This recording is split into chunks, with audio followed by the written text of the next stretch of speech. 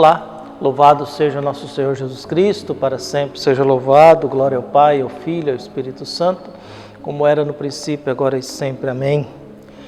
Queridos irmãos e irmãs, paroquianos aqui da nossa paróquia Nossa Senhora da Abadia, Lagoa da Confusão, Diocese de Cristalândia, no Tocantins, graça e paz. Aqui nos encontramos 1º de outubro de 2022, neste sábado, dia de Santa Teresinha do Menino Jesus. Aqui nos diz Teresa, que nasceu em 1873 e morreu em 1897, entrou no Carmelo de Lisieux aos 15 anos. Descobriu nos traços da espiritualidade carmelitana a sua pequena via da infância espiritual, inspirada na simplicidade e na humilde confiança no amor misericordioso do Pai. Estimulada pela vocação contemplativa a estar no coração da Igreja, abriu-se ao ideal missionário, oferecendo a Deus sua caminhada diária, feita de fidelidade e de silenciosa e alegre doação nas intenções dos pregadores do Evangelho. Como São Francisco Xavier, é patrona das missões. São João Paulo II, que nasceu em 1920 e morreu em 2005, declarou a doutora da Igreja em 19 de outubro de 1997. E o Evangelho desse sábado é tirado de Lucas, capítulo 10, versículos de 17 a 24. O Senhor esteja convosco, Ele está no meio de nós. Proclamação do Evangelho de Jesus Cristo segundo Lucas. Glória a vós, Senhor. Daquele tempo, os 72 voltaram muito contentes, dizendo: Senhor, até os demônios nos obedeceram por causa do teu nome. Jesus respondeu: Eu vi Satanás cair do céu como um relâmpago. Eu vos dei o poder de pisar em cima de cobras e escorpiões e sobre toda a força do inimigo, e nada vos poderá fazer mal. Contudo, não vos alegreis porque os espíritos vos obedecem. Antes, ficai alegres porque vossos nomes estão escritos no céu. Naquele momento, Jesus exultou no Espírito Santo e disse: Eu te louvo, Pai, Senhor do céu e da terra, porque escondestes essas coisas aos sábios e inteligentes e as revelastes aos pequeninos. Sim, Pai, porque assim foi do teu agrado. Tudo me foi entregue pelo meu Pai. Ninguém conhece quem é o Pai, quem é o Filho, a não ser o Pai, e ninguém conhece quem é o Pai, a não ser o Filho, e aquele a quem o Filho quiser revelar. Jesus voltou-se para os discípulos e disse-lhes em particular: Felizes os olhos que veem o que vós vedes, pois eu vos digo que muitos profetas e reis quiseram ver o que estáis vendo e não puderam ver, quiseram ouvir o que estáis ouvindo e não puderam ouvir. Palavra da salvação. Glória a vós, Senhor. Caros paroquianos, unidos na fé, nesse sábado, final de semana, tempo de eleição aí, nesse país que vai decidindo quem serão aqueles que irão cuidar das coisas do país, quem serão as nossas futuras autoridades, com todos os discursos acalorados e apaixonados. Isso é bom, faz parte da democracia e é o processo nosso. Mas a gente vai buscando cada vez mais que Deus possa abençoar este país e que a nossa consciência eleitoral seja um pouco mais tranquila em relação àquilo que a gente vai confiar às nossas autoridades que serão eleitas. A gente vive num mundo em que a gente precisa fazer muitas escolhas, a gente vive procurando fazer escolhas. A gente toma 25 vezes mais decisões do que a gente tomava na década de 80, por exemplo. Então, a porcentagem de decisões da década de 80 subiu 2.500% a mais da quantidade de decisões que nós temos que tomar hoje. E nesse processo de que a gente vive tomando decisões, às vezes a gente precisa tomar decisões. Se eu quero mais tempo para a vida, ou se eu quero mais vida para o meu tempo. São realidades diferentes. Uma coisa é que eu tenho uma vida e eu quero acrescentar tempo a ela. Então a gente vai acrescentando tempo a esta vida, sem se importar muito que tipo de vida que é. E a outra é que eu possa e tenho uma vida e eu tenho um tempo e eu gostaria de acrescentar mais vida a esse tempo.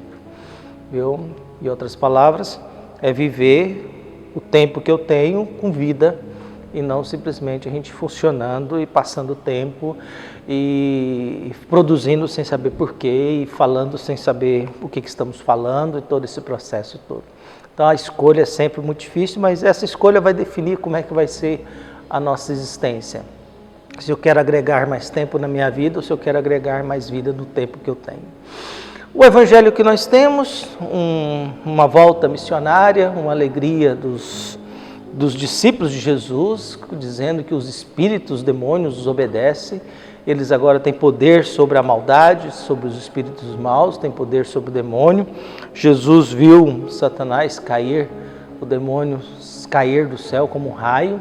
É a postura de Deus e a autoridade de Deus diante daquilo que é o mal. Então nós temos os discípulos felizes pelo sucesso da missão. Nós estamos num contexto missionário.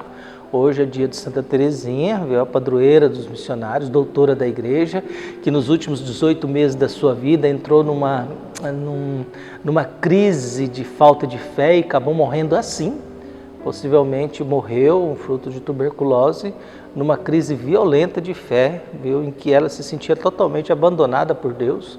Nos seus últimos 18 meses, Deus esqueceu dela e ela não tinha, no final da vida, pensa que morreu assim, pensando que Deus não existia, mas viveu fiel até o final. Então nós temos no Evangelho esse contexto missionário, iniciando esse mês de outubro, nessa perspectiva de que a missão está certo, mas Jesus, o Evangelho tem três momentos. O primeiro, a volta da missão e o sucesso e a declaração daquilo que eles são capazes. E Jesus responde, não, mas vocês estão alegres porque vocês expulsam o demônio? Não, vocês ficam alegres porque o nome de vocês estão escritos no céu, entendeu? Vocês têm que se alegrar porque o nome de vocês, a história de vocês está escrito no céu, no mundo de Deus.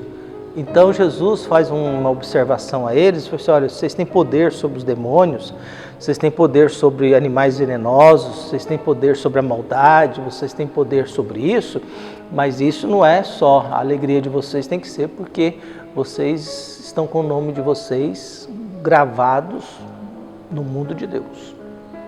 A segunda etapa é uma prece de Jesus, um agradecimento a Jesus por uma coisa que Deus faz. Deus não se revela aos inteligentes, sábios, entendidos. Deus se revela aos pequeninos e humildes. É uma escolha de Deus. Por isso é na humildade, na pequenez, que a gente consegue fazer experiência de Deus.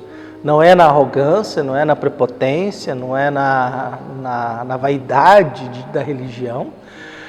Não é no discurso de testemunho de que eu sou um exemplo para a vida, de modo nenhum. É no decorrer da vida essa experiência, essa referência, assim, importante, que a gente vai entendendo que é na humildade, na simplicidade que Deus se aproxima da gente.